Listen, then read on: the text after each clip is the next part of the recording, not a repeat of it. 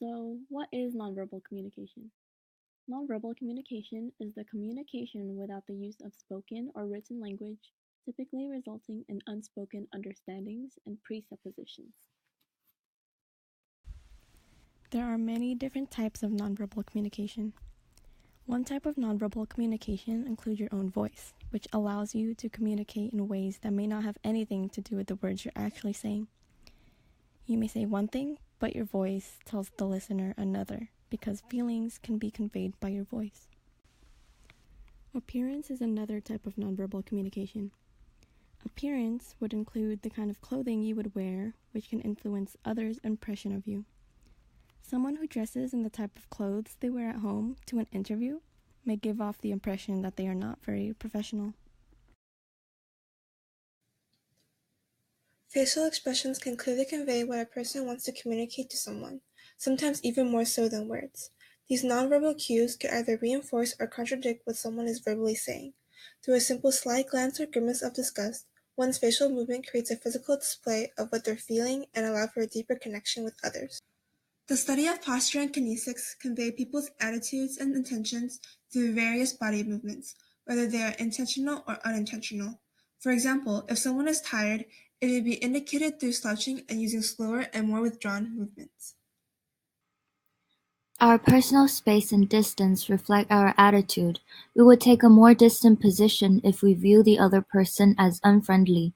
It also reflects our feelings. We will also view others who are communicating at a greater distance as less friendly. Proximity shapes our communication. The physical distance between people largely influences how we interact.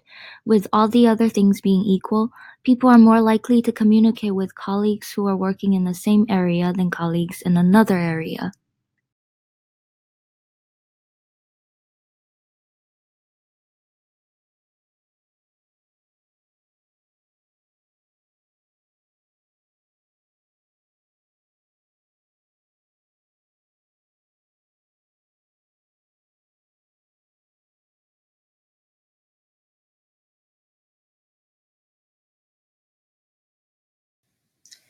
So how does this movie relate to nonverbal communication?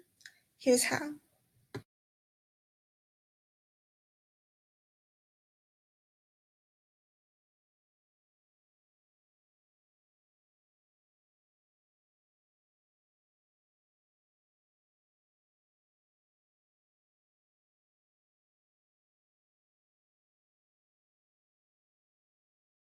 Hiccup and Toothless are observing each other's reactions and changing their own behaviors accordingly so they can understand and become closer to each other.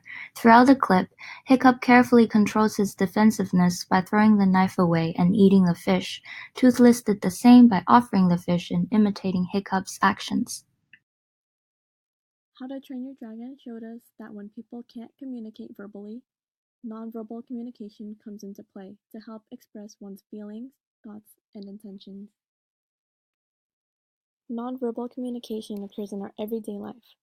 It is important to be aware of our own selves, as we may unknowingly give nonverbal cues in our workplace.